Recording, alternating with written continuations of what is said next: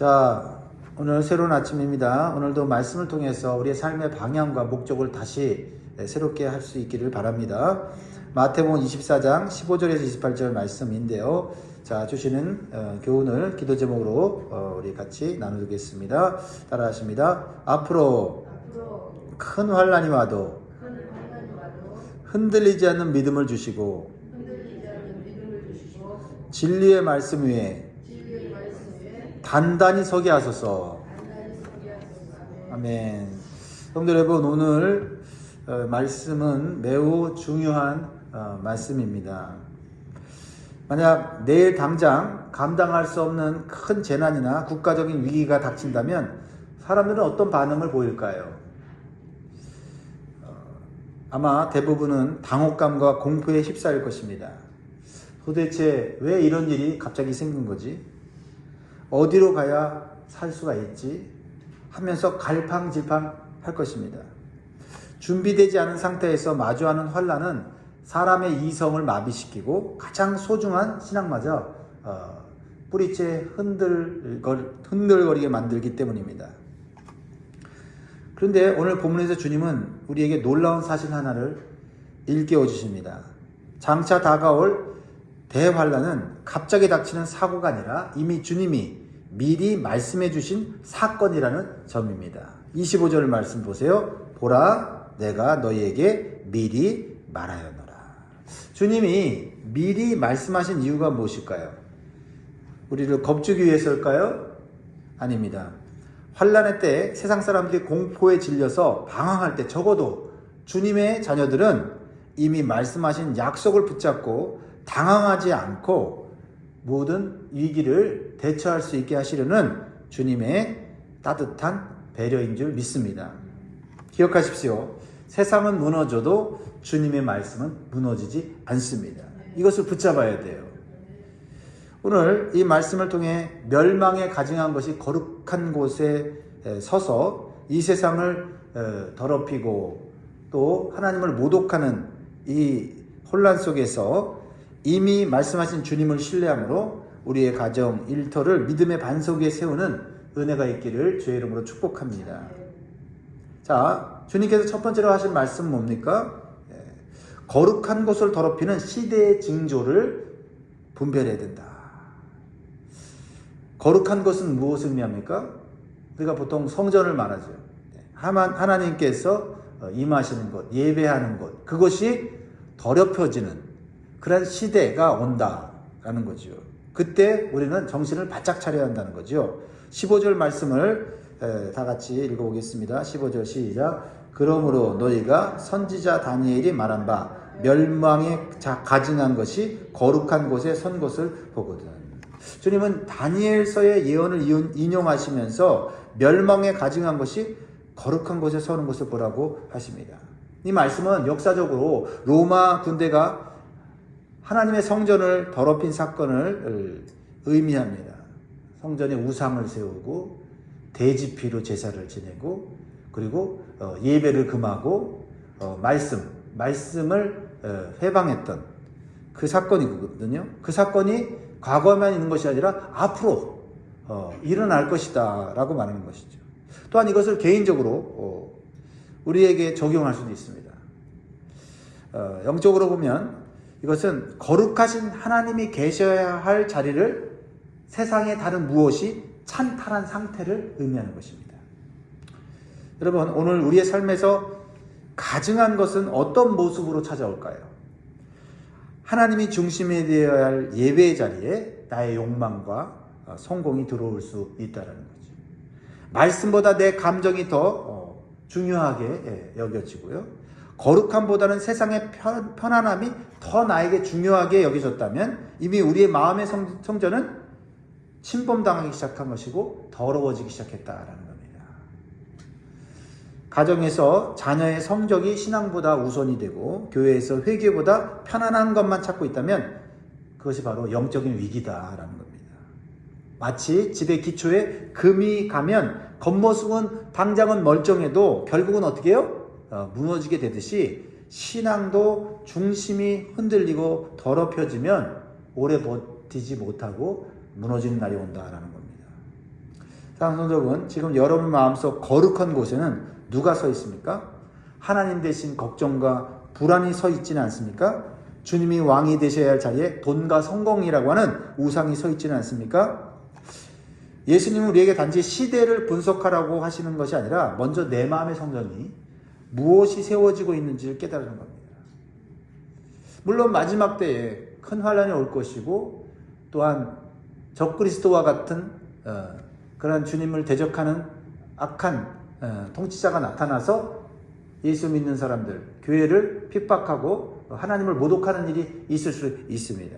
우리는 그러나 밖에 일어날 이러한 엄청난 반역의 사건보다 먼저 내 안에 가증한 것이 서 있지 않도록 제거해야 될 줄 믿습니다.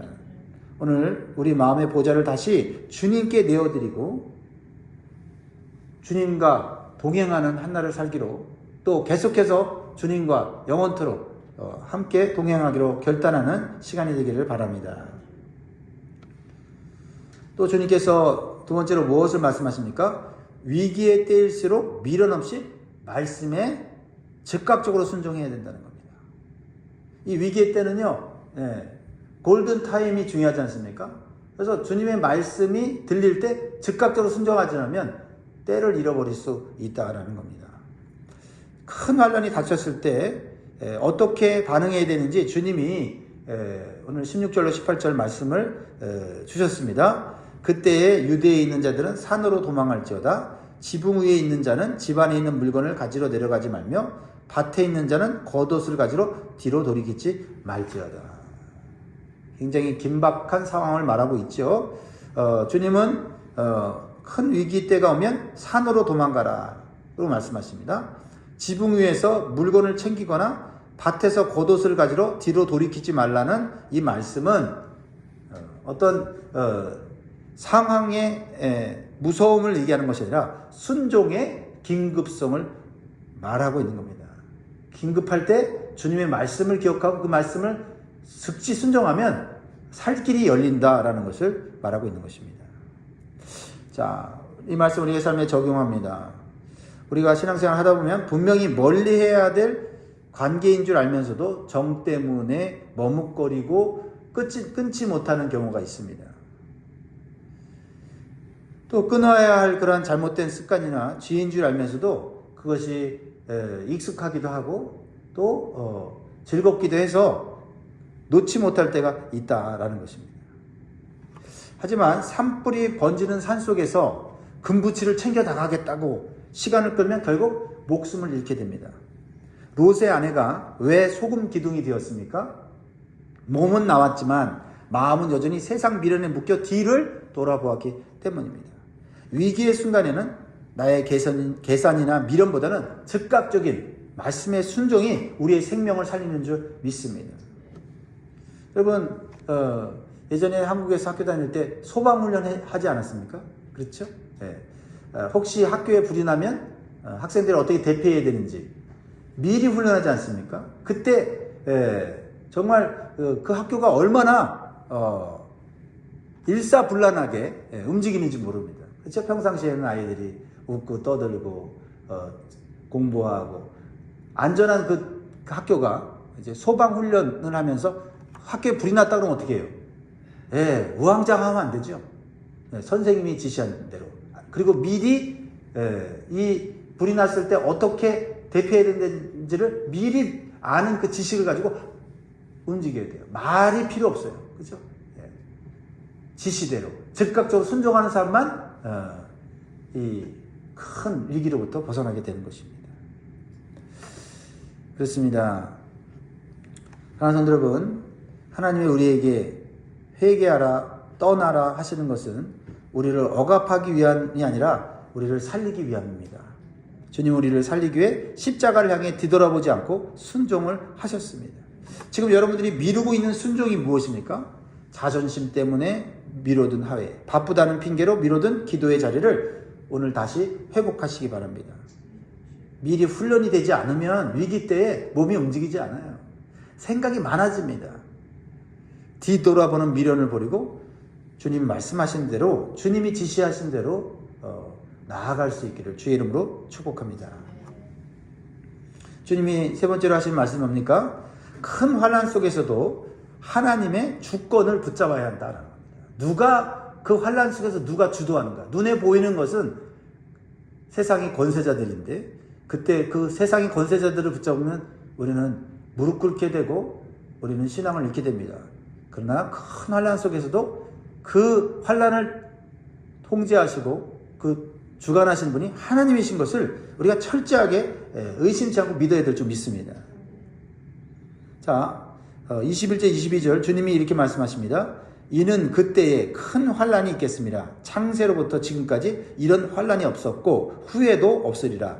그 날들을 감하지 아니하면 모든 육체가 구원을 얻지 못할 것이나 그러나 택하신 자들을 위하여 그 날들을 감하시리라.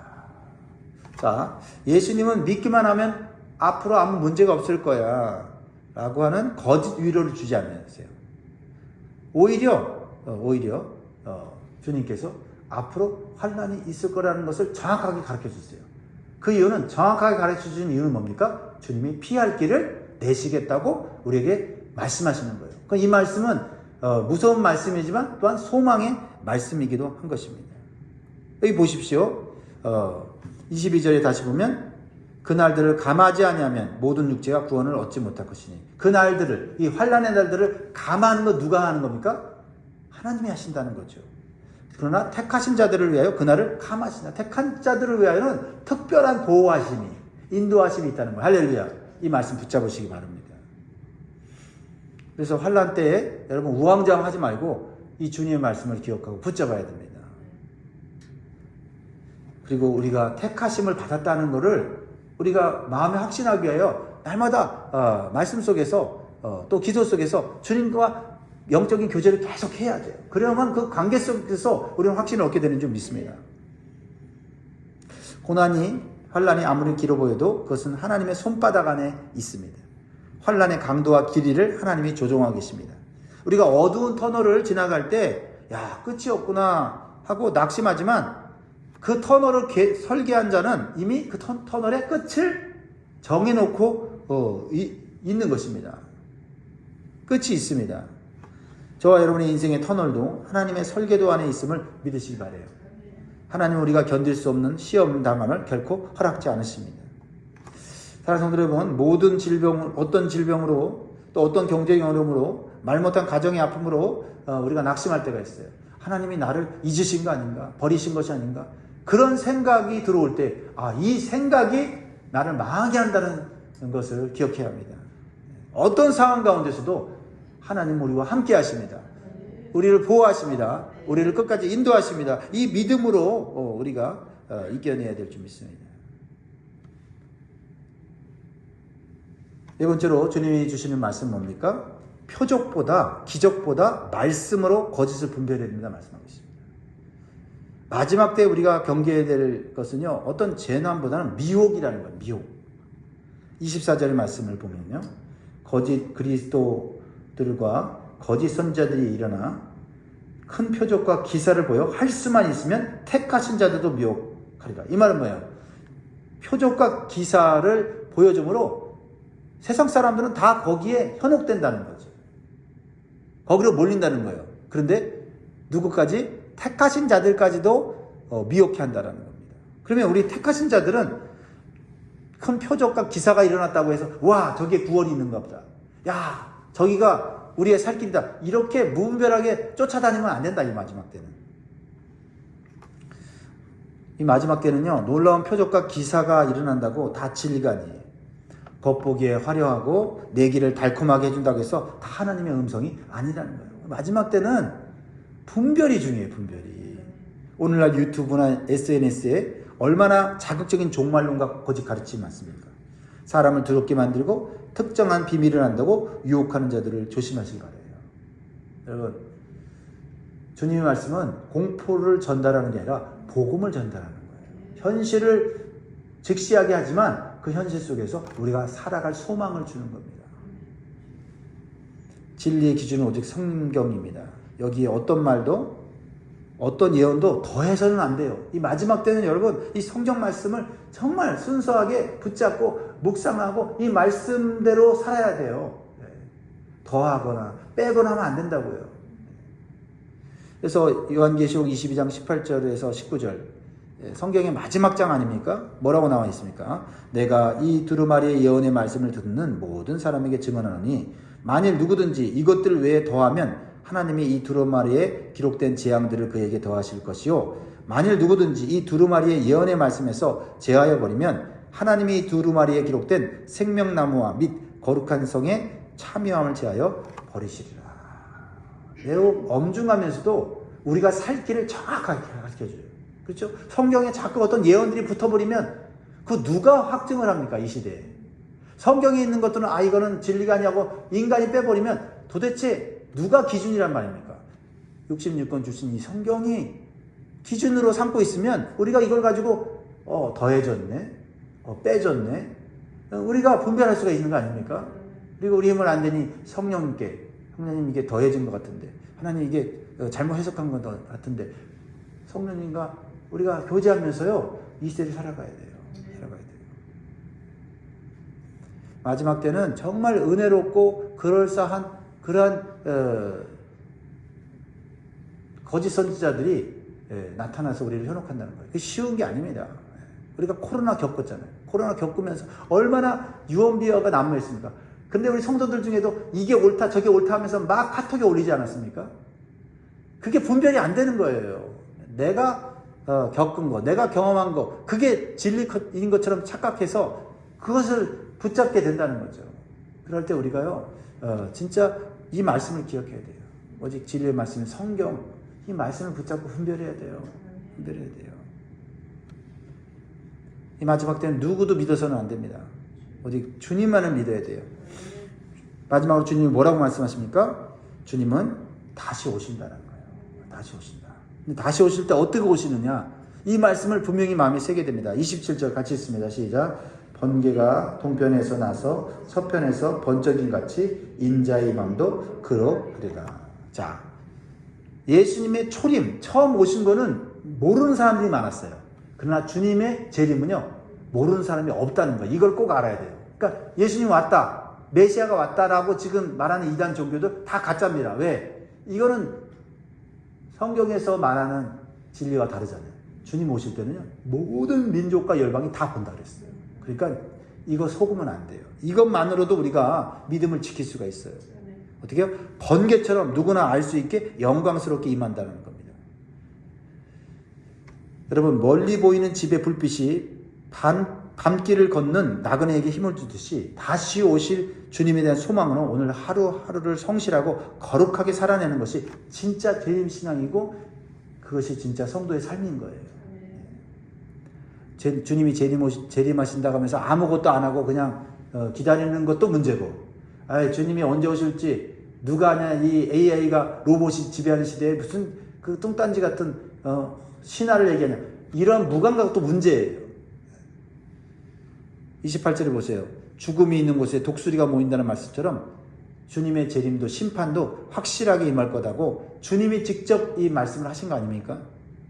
세상의 흐름이 아무리 소란해도 우리의 시선은 주님 앞에 서기에 부끄럽지 않은지 날마다 돌아봐야 될 점 있습니다. 사람의 평가보다 주님의 인정을 더 귀하게 여기는 마음으로 오늘 살아가야 될 점 있습니다. 그러면 기준이 분명해지죠. 말씀 읽겠습니다. 사랑하는 성도 여러분, 시대가 혼란할수록 우리가 해야 할 일은 명확합니다. 더 깊이 예수님께 붙어 있는 거예요. 내가 예수님께 붙어 있나? 떨어져 있나? 알잖아요. 스스로 알지 않습니까? 그리고 내 안에 뭐가 있는지 우리 알잖아요. 말씀이 충만해 있으면 은혜가 충만해지는 걸 느끼지 않습니까? 그런데 내 안에 세상의 것들이 들어와 있으면 마음이 어떡합니까? 복잡하지 않습니까? 혼란스럽지 않습니까? 스스로가 그것을 분별할 수가 있습니다. 그러므로 마음속의 우상들을, 세상적인 것들을 미련 없이 밀어내야 될 점이 있습니다.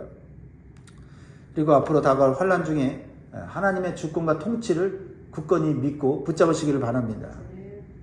우리는 환난을 단순히 견디는 자들이 아니라 환난 넘어 우리를 기다리시는 영원한 천국, 영원한 삶을 준비하는 자들인 줄 믿습니다. 여러분, 이번 한 주간 이 말씀을 붙잡고 가정과 일터에서 충실하면서 주님의 말씀 가운데 승리할 수 있기를 주의 이름으로 축원드립니다.